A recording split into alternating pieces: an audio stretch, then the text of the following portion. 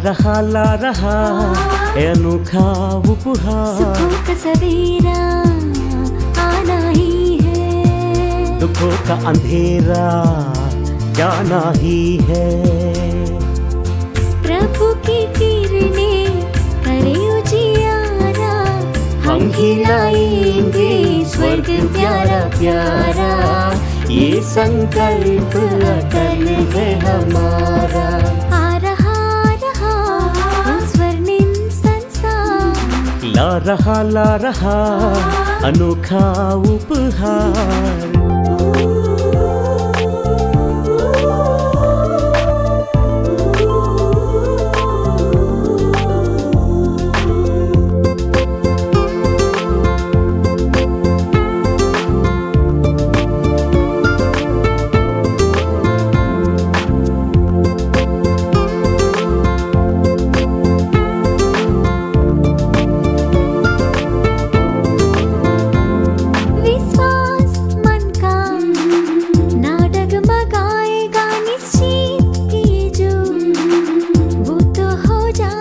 सज्ञानी की खुशबू हम फैलाएंगे, अज्ञानी के तम को हम मिटाएंगे। ज्ञानी योग की धारणा से उत्तम होगा जीवन, शक्ति सिद्धि पाए प्रभु से होगा ये मन पावन। ज्योति बिंदु शिव बाबा प्यारा, मात पिता निराला न्यारा न्यारा। आ रहा वो स्वर्णिम संसार, ला रहा ये अनोखा उपहार।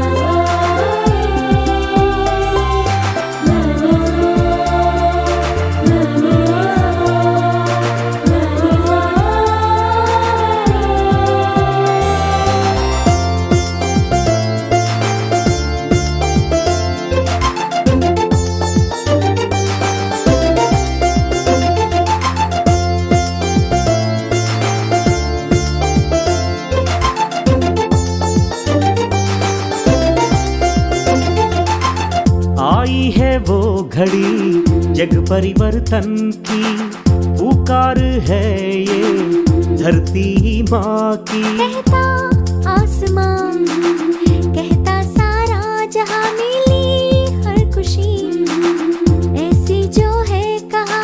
दिव्य गुणों को धारण करके बनो प्रभु रतन, झोली भर लो अपने मन की, प्रभु में होके मगन।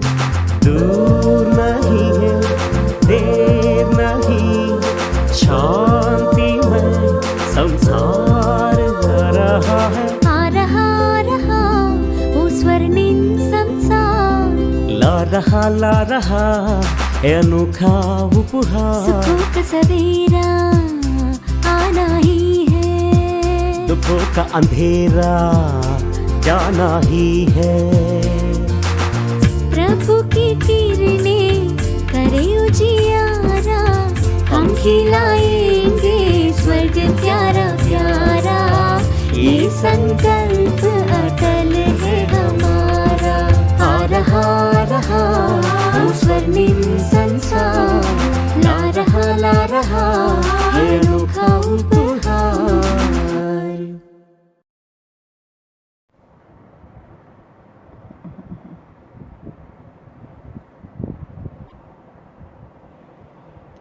ओम शांति।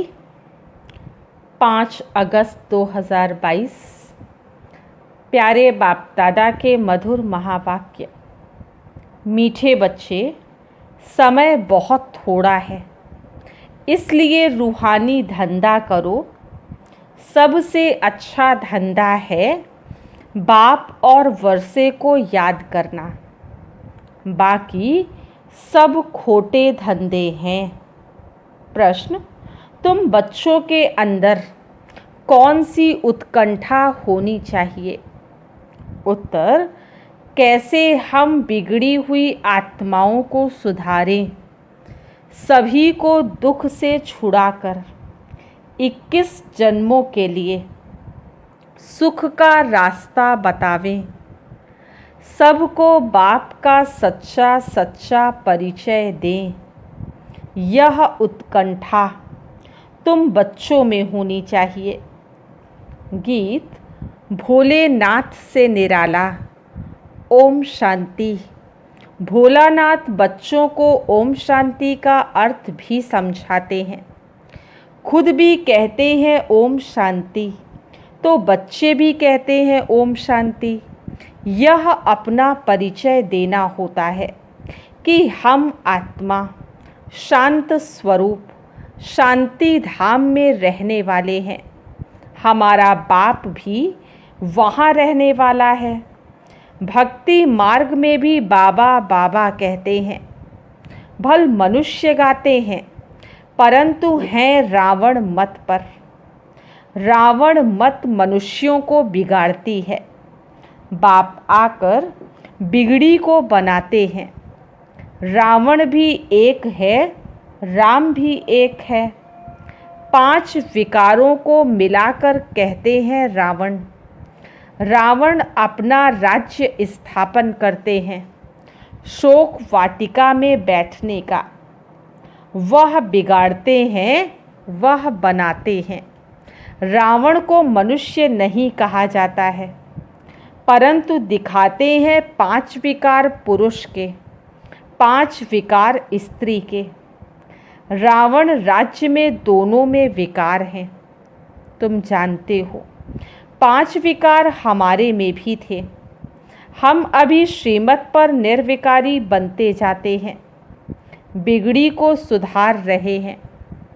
जैसे बाप सबकी बिगड़ी बनाते हैं, बच्चों में भी यही उत्कंठा रहनी चाहिए कि कैसे हम बिगड़ी को बनावें। सब मनुष्य मात्र 1-2 की बिगाड़ते रहते हैं। बिगड़ी को सुधारने वाला एक ही बाप है। तो जैसे तुम सुधरे हो, वैसे लगन लगी रहे कि कैसे जाकर दुखी आत्माओं की सहायता करें। बाप की जो उत्कंठा है, वह सपूत बच्चे ही पूरी कर सकते हैं। बच्चों की बुद्धि में उत्कंठा रहनी चाहिए कि कैसे किसकी बिगड़ी को बनाएं। मित्र संबंधियों को भी समझाना चाहिए, उनको भी रास्ता बताएं। दुखी जीव आत्माओं को 21 जन्मों के लिए सुखी बनाएं। फिर भी हमारे भाई बहन हैं, बहुत दुखी अशांत हैं। हम तो बाप से वर्षा ले रहे हैं, तो ख्याल आना चाहिए कि कैसे जाकर किसको समझाएं, भाषण करें। घर घर में जाएं, मंदिरों में जाएं। बाप मत देते हैं, मंदिरों में बहुत सर्विस कर सकते हो, भक्त बहुत हैं।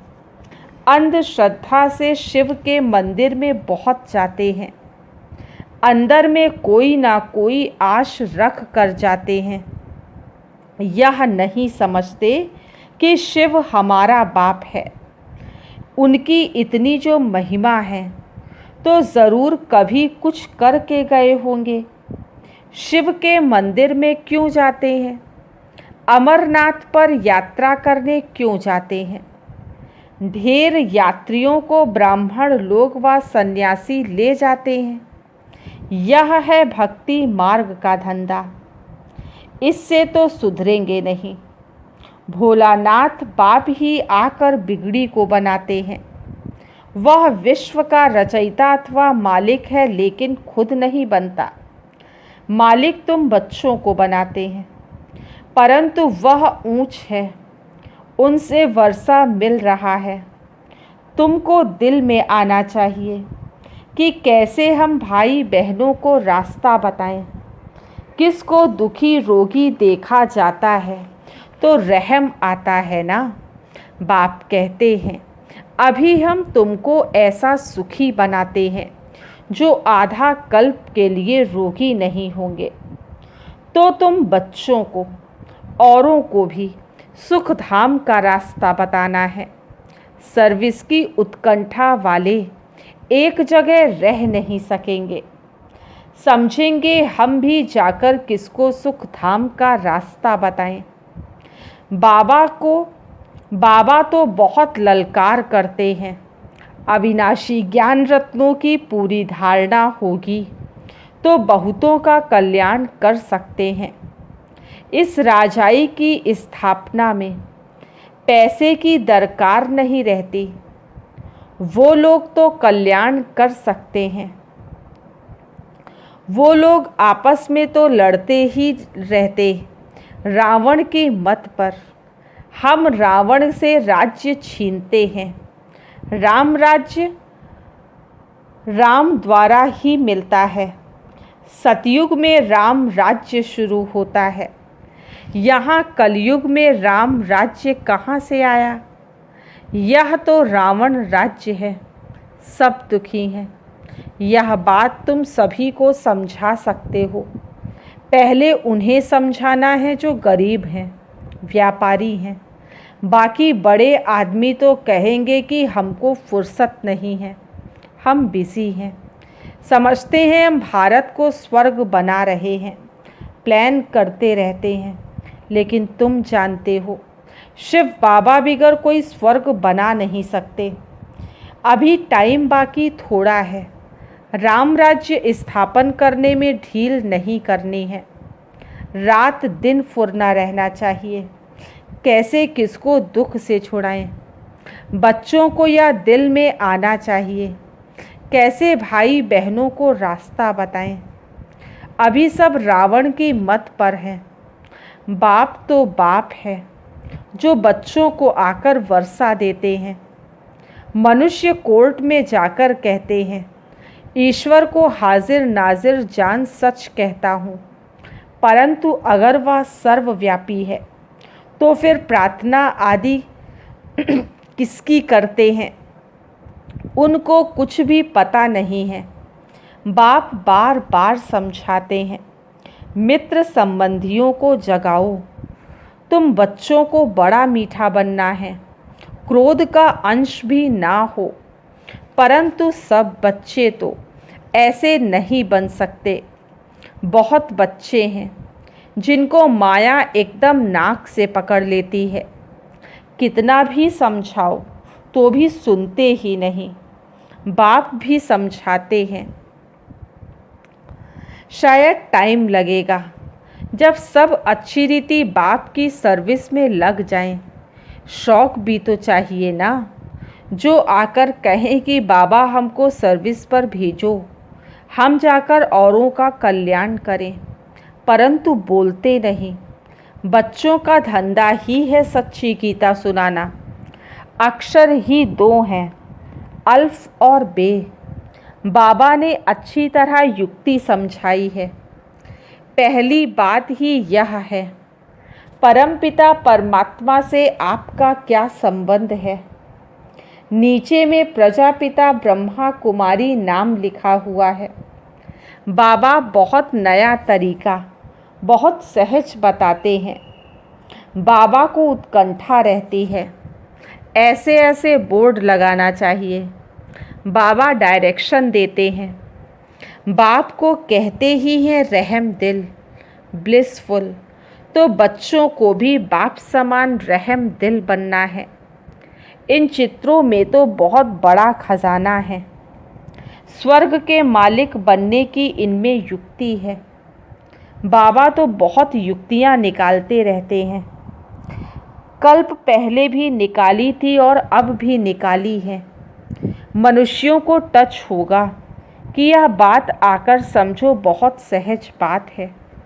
सिर्फ बोर्ड बनाकर अच्छी अच्छी जगह पर लगाना है। 10-20 स्थानों पर बोर्ड लगाओ। यह एडवर्टाइजमेंट भी डाल सकते हो। हमारे जो बिछड़े हुए बच्चे होंगे उन्हों को यह अक्षर लगेंगे। कहेंगे पता तो निकालें कि यह क्या समझाते हैं। यह भी लिखा हुआ हो।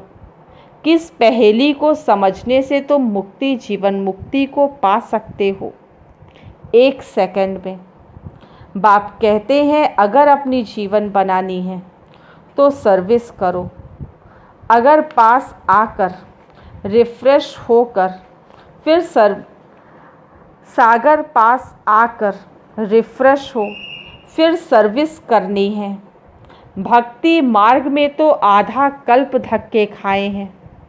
यहाँ तो एक सेकंड में बाप को जान बाप के पास वर्षा पाना है। सबकी वानप्रस्थ अवस्था है, मौत सामने खड़ा है। सबसे अच्छा धंधा है यह। बाकी जो भी मनुष्य धंधे करते हैं वह है खोटे। एक धंधा सिर्फ करना है, बाप और वर्षे को याद करो। कॉलेजों में जाकर प्रिंसिपल को समझाओ तो पढ़ने वाले भी समझें तुम कितना सहज वर्षा ले रहे हो। जितना हो सके बाप को याद करो। अच्छा, मीठे मीठे सिकीलधे बच्चों प्रति माता पिता बाप दादा का याद प्यार और गुड मॉर्निंग। रूहानी बाप की रूहानी बच्चों को नमस्ते। हम रूहानी बच्चों की रूहानी बाप दादा को याद प्यार गुड मॉर्निंग और नमस्ते। आज की मुरली से धारणा के लिए मुख्य सार फर्स्ट पॉइंट है, बहुत बहुत मीठा बनना है। क्रोध का अंश भी निकाल देना है। बाप समान रहम दिल बन सर्विस पर तत्पर रहना है। सेकंड पॉइंट, मौत सामने खड़ा है, वानप्रस्थ अवस्था है, इसलिए बाप को और वर्षे को याद करना है। भारत को राम राज्य बनाने की सेवा में अपना सब कुछ सफल करना है। वरदान, देह अभिमान के अंश मात्र की भी बलि चढ़ाने वाले महाबलवान भव।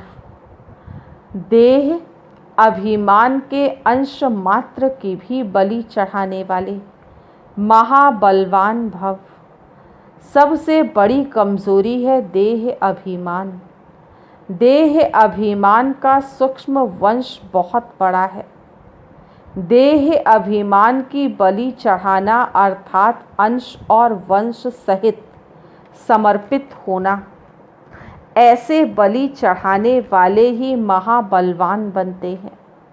यदि देह अभिमान का कोई भी अंश छिपाकर रख लिया, अभिमान को ही स्वमान समझ लिया, तो उसमें अल्पकाल की विजय भल दिखाई देगी, लेकिन बहुत काल की हार समाई हुई है। स्लोगन, इच्छा नहीं थी लेकिन अच्छा लग गया, यह भी जीवन बंध स्थिति है। ओम शांति। मातेश्वरी जी के अनमोल महावाक्य। इस अविनाशी ज्ञान को परमात्म ज्ञान कहते हैं। इस ज्ञान का मतलब है जीते जी मर जाना। इसलिए कोटों में कोई विरला यह ज्ञान लेने की हिम्मत रखता है। यह तो हम जानते हैं कि यह ज्ञान प्रैक्टिकल जीवन बनाता है। हम जो सुनते हैं वो प्रैक्टिकल में बनते हैं। ऐसा ज्ञान कोई साधु संत महात्मा दे नहीं सकते। वो लोग ऐसे नहीं कहेंगे मन मना भव। अब यह फरमान सिर्फ परमात्मा ही कर सकता है। मन मनाभव का अर्थ है मेरे साथ योग लगाओ। अगर मेरे साथ योग लगाएंगे तो मैं तुम्हें पापों से मुक्त कर वैकुंठ की बादशाही दूंगा। वहाँ तुम चलकर राज्य करेंगे। इसलिए इस ज्ञान को राजाओं का राजा कहते हैं। अब यह ज्ञान लेना बहुत महंगा सौदा है। ज्ञान लेना अर्थात एक ही धक से जीते जी मर जाना। शास्त्रों आदि का ज्ञान लेना तो बिल्कुल सस्ता है। उसमें तो घड़ी घड़ी मरना होगा। क्योंकि वो परमात्मा का ज्ञान नहीं देते। इसलिए बाबा कहते हैं अभी जो करना है वो अब करो, फिर यह व्यापार नहीं रहेगा। दूसरी पॉइंट है, परमपिता परमात्मा को सतचित आनंद स्वरूप भी कहते हैं। अब परमात्मा सत्य क्यों कहते हैं? क्योंकि वह अविनाशी मॉर्टल है। वो कब असत नहीं होता, अजर अमर है। और परमात्मा को चैतन्य स्वरूप भी कहते हैं। चैतन्य का अर्थ है परमात्मा की मन बुद्धि सहित है। उसको नॉलेजफुल पीसफुल कहते हैं। वो ज्ञान और योग सिखला रहे हैं, इसलिए परमात्मा को चैतन्य भी कहते हैं। भल वो अजन्मा भी है, वो हम आत्माओं मुआफिक जन्म नहीं लेता। परमात्मा को भी यह नॉलेज और शांति देने के लिए ब्रह्मा तन का लोन लेना पड़ता है। तो वो जब चैतन्य है तब तो मुख द्वारा हमें ज्ञान योग सिखला रहे हैं। और फिर परमात्मा को सतचित आनंद स्वरूप भी कहते हैं। तो यह सब गुण परमात्मा में भरे हुए हैं, इसलिए परमात्मा को सुख दुख से न्यारा कहते हैं। हम ऐसे नहीं कहेंगे कि परमात्मा कोई दुख दाता है, नहीं, वो सदा सुख आनंद का भंडार है। जब उसके गुण ही सुख आनंद देने वाले हैं, तो फिर हम आत्माओं को वह दुख कैसे दे सकते हैं? तीसरी मुरली। बहुत मनुष्य ऐसे समझ बैठे हैं कि यह जो अनादि बना बनाया सृष्टि ड्रामा चल रहा है, वो सारा परमात्मा चला रहा है। इसलिए वो कहते हैं कि मनुष्य के कुछ ना ही हाथ, करन करावन हार स्वामी, सब कुछ परमात्मा ही करता है। सुख दुख दोनों भाग परमात्मा ने ही बनाया है। अब ऐसी बुद्धि वालों को कौन सी बुद्धि कहा जाएगा? पहले पहले उन्हों को यह समझना ज़रूर है कि यह अनादि बनी बनाई सृष्टि का खेल ऑटोमेटिक चलता रहता है। साथ साथ यह भी कहते हैं कि यह सब कुछ परमात्मा ही करता है। यह जो परमात्मा को करन करावन हार कहते हैं, यह नाम फिर कौन सी हस्ती के ऊपर पड़ा है? अब इन बातों को समझना है। पहले तो यह समझना है कि यह जो सृष्टि का अनादि नियम है, वो तो बना बनाया है। जैसे परमात्मा अनादि है, वैसे यह चक्र भी आदि से लेकर अंत तक अनादि अविनाशी बना बनाया है। जैसे बीज में अंडरस्टूड वृक्ष का ज्ञान है, वैसे वृक्ष में अंडरस्टूड बीज है। दोनों कंबाइंड है, दोनों अविनाशी हैं। बाकी बीज का क्या काम है? बीज बोना, झाड़ निकलना। अगर बीज ना बोया जाए तो वृक्ष उत्पन्न नहीं होता। तो परमात्मा भी स्वयं इस सृष्टि का बीज रूप है और परमात्मा का पार्ट है बीज बोना। परमात्मा ही कहता है मैं तो वृक्ष, मैं परमात्मा हूँ ही जब जब बीज बोता हूँ। नहीं तो बीज और वृक्ष अनादि है। अगर बीज नहीं बोया जाए तो वृक्ष कैसे निकलेगा?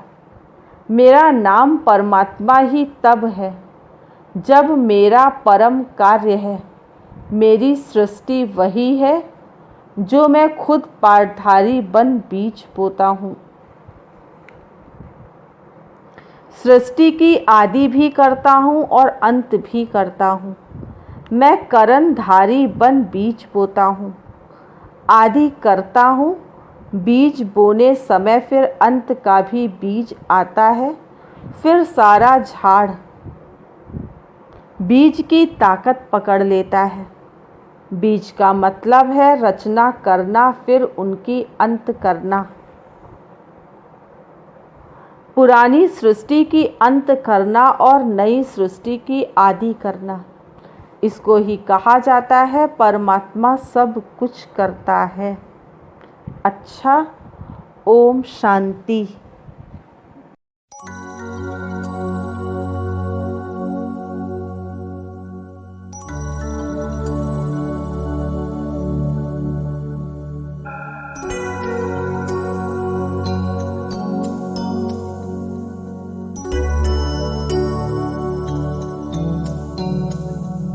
क्या खूब ये, क्या खूब ये रूहानी मुल्क तेरी कायनात है। क्या खूब ये रूहानी मुल्क तेरी कायनात है। मिल रहा है चैन यहाँ, मिल रही निजात है। क्या खूब ये रूहानी मुल्क तेरी कायनात है।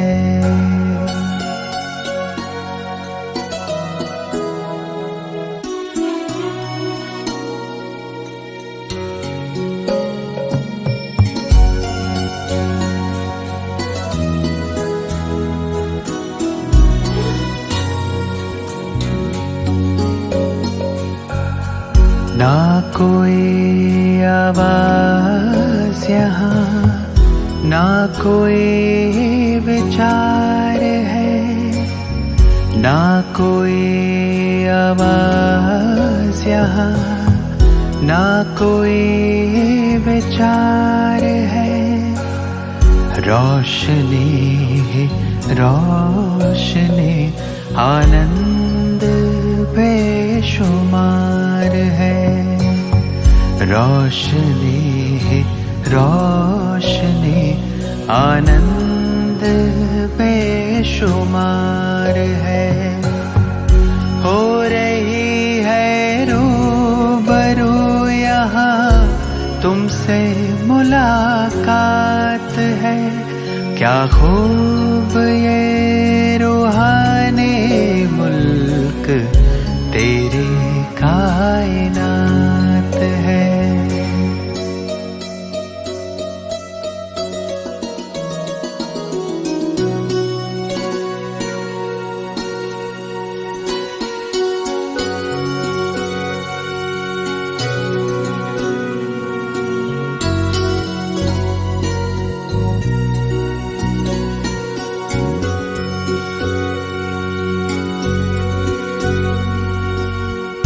आपकी ये रोशनी जादू है मुझ पे कर रही।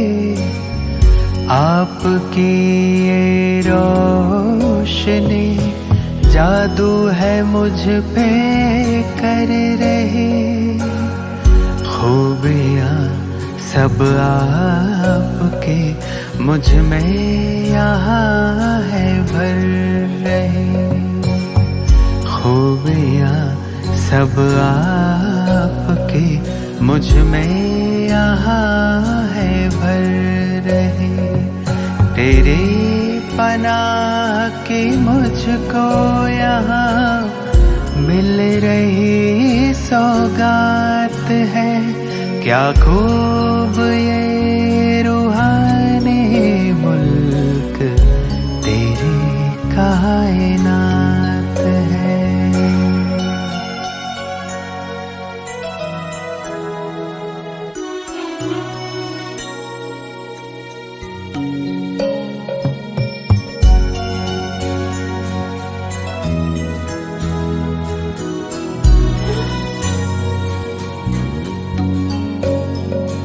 तारीफ से परे प्रभु ये आपका बसेरा है। तारीफ से परे प्रभु ये आपका बसेरा है। चमकीली तेरी दुनिया में सवेरा ही सवेरा है।